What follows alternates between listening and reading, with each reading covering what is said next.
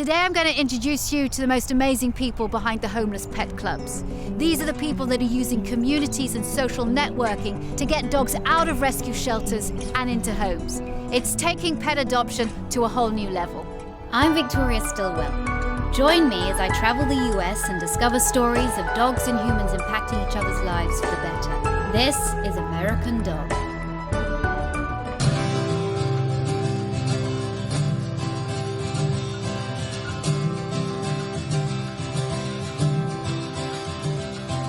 I started off loving animals as a kid and had the great honor and privilege of being able to go to veterinary school. When I graduated from veterinary school and had the opportunity to practice the way I want to practice, whenever I saw myself in people who would find a stray dog or a cat, I would try to go out of my way to help them. Many years ago, I met Dr. Michael Good, and we decided to work together in launching the homeless pet clubs and furthering its extent. Here at the shelter, I'm a homeless pet outreach advocate. My role as an advocate is to be able to get the local members involved in their community shelters and try to rescue animals. I started helping rescue groups, and the word got around town that Dr. Good would help defray the cost, because what I found out is that people would get into rescue because they love animals. They got out of it because they ran out of money, because they were doing it themselves. They were funding themselves. So I would try to help keep them in the game as long as possible. And it really was my way of giving back.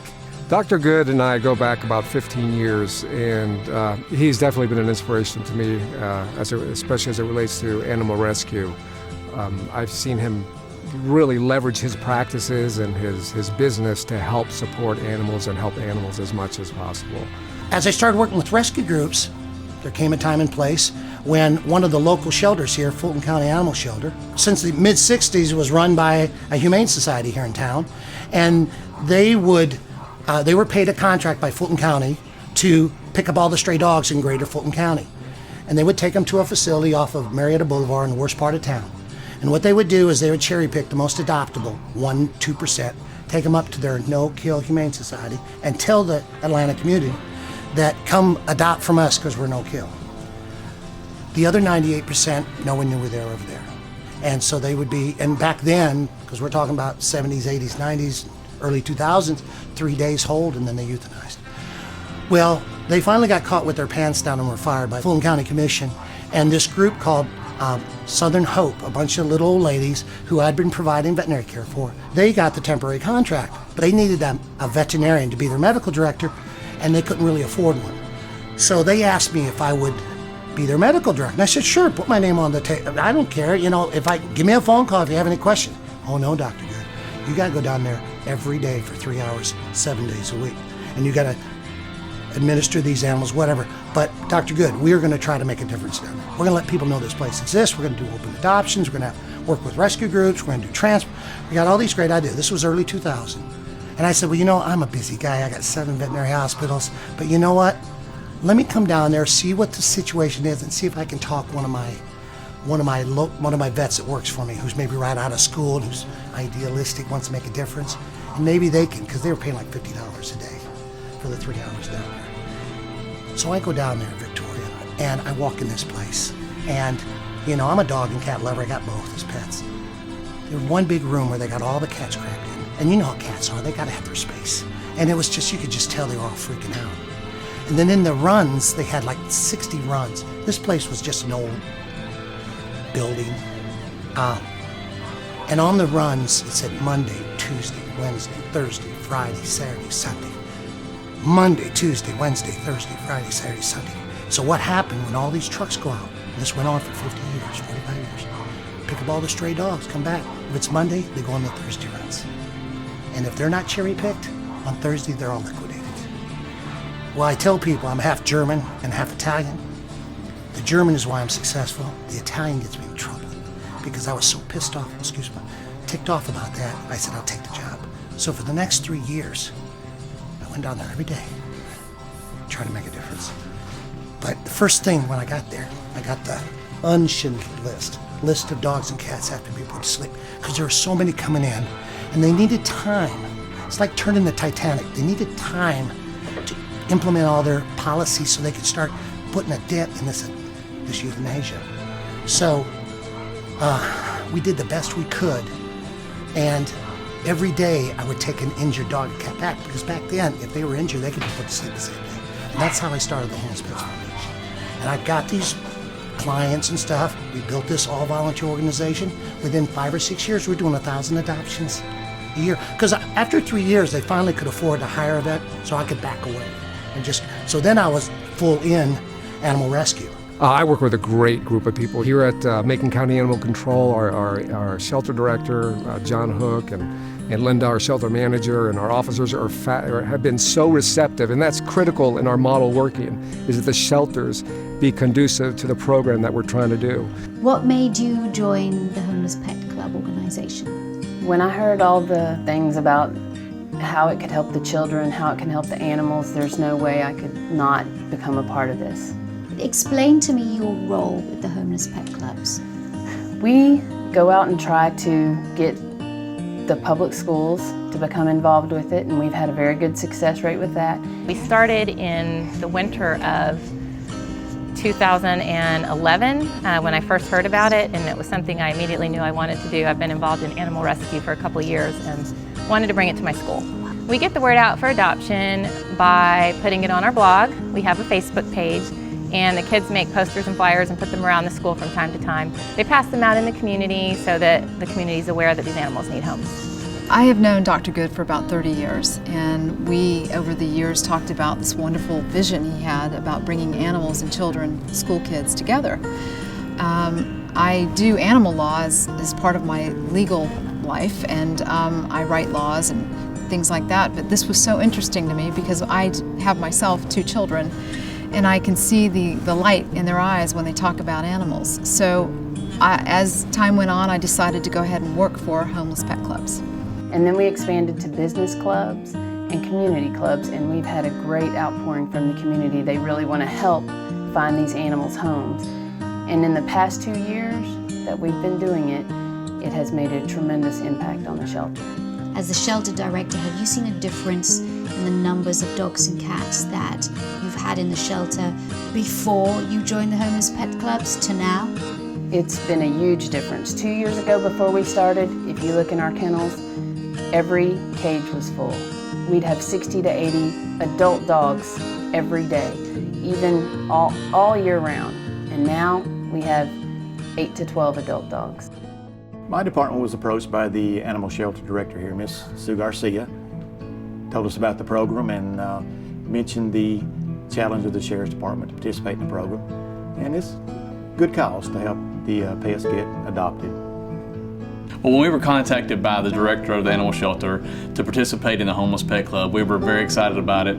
Obviously, we want to help the animals and the children that get the animals and the families, but also it was an opportunity for us to compete with the fire department, which we love to do any chance we get. So we're very proud to be a part of it.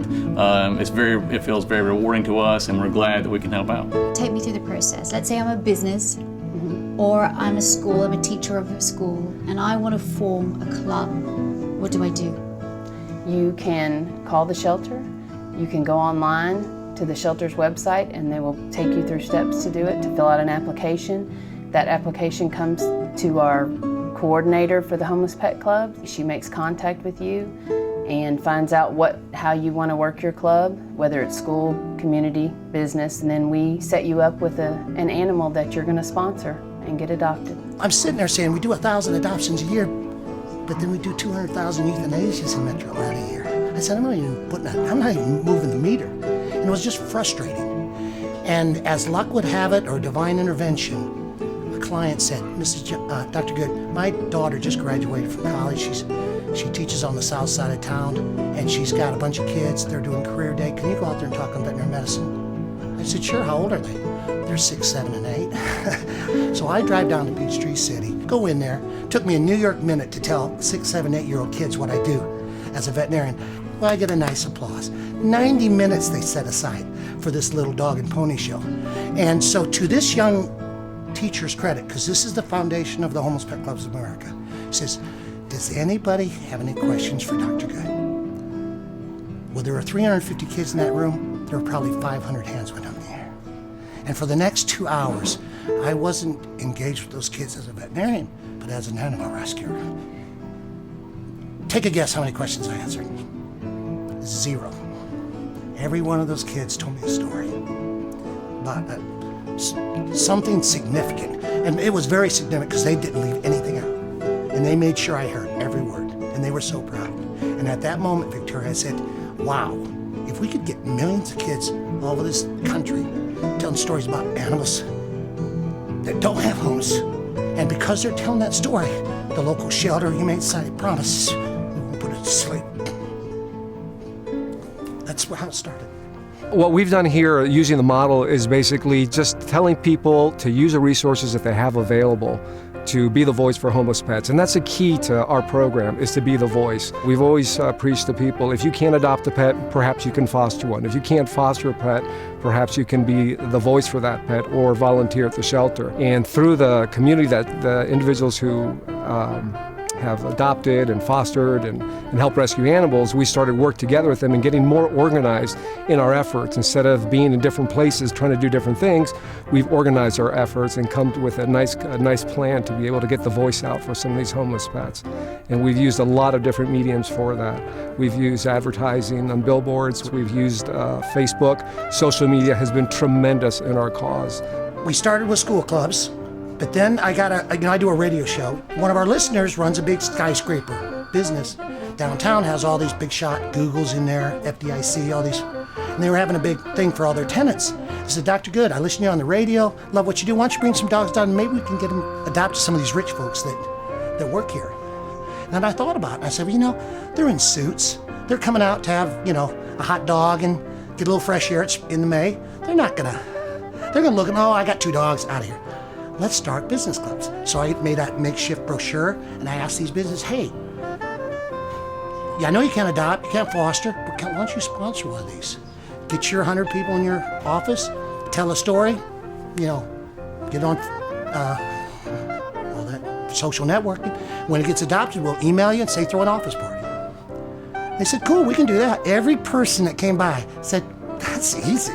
That sounds like fun. Through my work at Allison Outdoor, I was able to help Macon County Animal Control, and we got a couple billboards that we've got out that we maintain. The billboards, vinyls are really quite expensive, but what I did is I went to our local communities and the restaurants and car dealerships and asked for donations. So they cost us nothing. They were all donated, and we didn't have to pay a penny, and Allison Outdoor donates the billboard space. So basically it's a wonderful message out there 24/7 for no cost at all. When you've chosen the animal that business or that school is going to sponsor, what do you do from then on? We choose an animal for them. We send them a flyer with all the information on that. We have signage that goes on the cage of that animal, so it lets everyone know who sponsors this animal. And so if they come to the shelter to find it, they know exactly which animal it is. And then they can take all the stuff we give them to use for social media, events, however they want to distribute it, personally to family members, however they want to get the word out about getting that animal adopted. So they're doing the promotions. They're the marketers. They learn how to promote and sell this animal out there in the public, and it makes the shelter not count on street traffic, people just coming in off the street, which is a very low number, as you know, that come into the shelter looking for an animal. But when you get people out there really pushing and talking about and promoting an animal, people just want it. They say, oh yes, I want that animal, and they come, and maybe sometimes that animal's not a fit. That happens a lot. They always look at somebody else. We get a lot of traffic in just from people coming to look at those particular animals, and then they take someone else home. How responsive is the community that you live within? How responsive are they to this? The community has really taken a hold. I've really been surprised because we have sort of a mixed community between the suburbs and the country. So they really have taken hold, and they're really starting to promote it. And along with that, we do education on spay-neuter, which is ultimately how we're going to slow this down, where we don't have the intake that we have. That's the only way that we can get people. And through the homeless pet clubs, we also teach education on this. And if we start with the young kids, they will learn for the future how they're supposed to be responsible pet owners. And we won't have such a terrible problem, hopefully, in the future. we thought of the community clubs because I had a little Girl Scout that came on my show because she'd raised a bunch of money for us and she got her Golden Award, which is the highest award you can get as a Girl Scout. She comes on. I said, holy smokes, whatever. So now we just signed a deal with the Girl Scouts of Atlanta. It's 55,000 Girl Scouts are going to start homeless pet clubs in their Girl Scout troops, telling stories about dogs and cats here in Metro Atlanta. Talk about the schools. What does it do for a child who might not have a pet of their own? Right. But what does it do for a child to realize that they're sponsoring an animal and saving an animal's life? It's been amazing to see the response in the kids. Some of them aren't allowed to own pets. They can't, for some reason, can't afford it, whatever the reason. And when they know they have found a home for this pet, they just light up. It's just amazing to see the difference. I mean, we had one school the first day for the Homeless Pet Club, over 150 kids came. What other club at a school do you get that kind of response for? Not for the Spanish club or the math club, but to get around pets and finding homes for them. Animal shelters are usually located in not so fun places. What we wanted to do was give a voice for the animal shelters in a local community and let the children do it. Let them be part of the community. Let them say, we're going to help our local community by making people aware of all the animals waiting to be adopted in our local shelter. I think it's going to take a couple of decades to make the change happen. We want children to grow up and understand you have to be responsible when you own a pet. You have to learn empathy this way. You can learn to love something that will always love you back, and they'll be kinder to each other. I think the main thing is children that go through these clubs, they learn not only empathy, but they learn that spaying and neutering is important. Dog safety is important. They realize that there's many professions in the world of animals that they themselves can become one day. This goes far beyond just saving animals' lives, doesn't it? Yes, I tell people that all the time. Our mission is to save animals' lives, but it's also the way we're going to do that in the future is helping the kids and teaching them how they're supposed to treat animals and humans so that we stop all of this. It's a big circle, and we stop everything so that this doesn't continue. We have 3 groups: business clubs, school clubs, community clubs. Under community clubs, you name it. Could be a tennis team, could be a synagogue in New Orleans, out of the blue, found our website, wanted something that the elderly and the kids could do together. They contact me. We don't start a club, but what do we do now? I said, we got to find a group here.